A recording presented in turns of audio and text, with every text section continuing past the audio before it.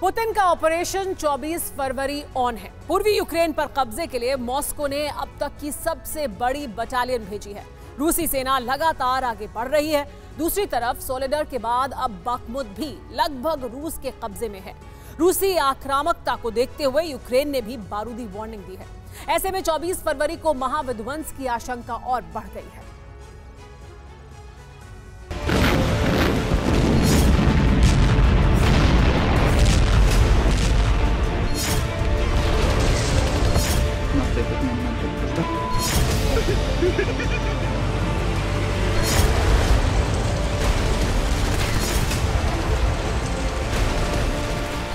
बारूद की चोट से बेहिसाब कराहते युद्ध क्षेत्र का ये दृश्य है। देख लीजिए, रूसी सेना के प्रहार से परास्त हुए ज़ेलेंस्की के फौजी घुटनों के बल बैठे हुए।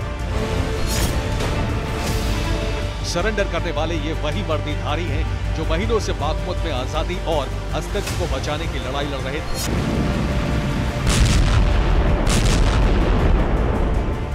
कुछ रूसी आर्मी के गन पॉइंट पर तो कुछ यूक्रेनियन सैनिक जान बचाकर भाग रहे शत्रु सेना के डर से।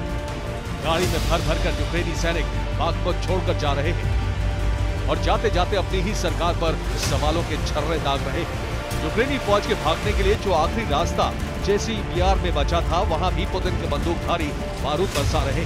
रिपोर्ट्स के मुताबिक यूक्रेनी सेना का उत्तरी बाखमुत मिलिट्री बेस पूरी तरह तबाह हो चुका है।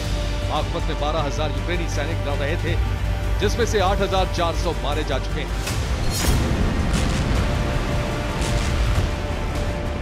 बाखमुत में जो बचे हुए यूक्रेनी फौजी हैं, उनके पास ना तो हथियार है, ना खाने पीने का सामान बचा है। रूसी फौज घेर कर खड़ी है। सोलेडर के बाद अब बाखमुत भी करीब करीब रूस की मुट्ठी में। 24 फरवरी से पहले ही बाखमुत पर पूरी तरह से रूसी सेना का कंट्रोल हो जाएगा। रिपोर्ट्स की माने तो खार्किव में यूक्रेन की सेना की स्थिति कमजोर हुई है। कई जगह से यूक्रेन की सेना वापस पीछे हटी है। साथ ही कई ऐसी जगहें हैं जहां पर रूस की सेना बहुत ज्यादा मजबूत हो गई है। यहां तक ये जानकारी भी सामने आ रही है कि कई जगह से अब रूस की सेना को पीछे हटाना असंभव जैसा है। रिपोर्ट्स में दावा किया जा रहा है कि पहली बार रूस ने एक साथ सबसे बड़ी बटालियन यूक्रेन भेजी।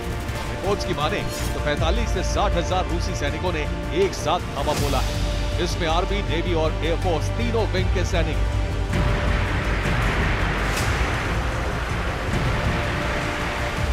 टॉर्स्की के रास्ते यूक्रेन में दाखिल हुई रशियन एयरबोर्न फोर्स यानी वीडीवी आक्रामक तरीके से खार्किव और डोनेट्स्क में दाखिल हुई।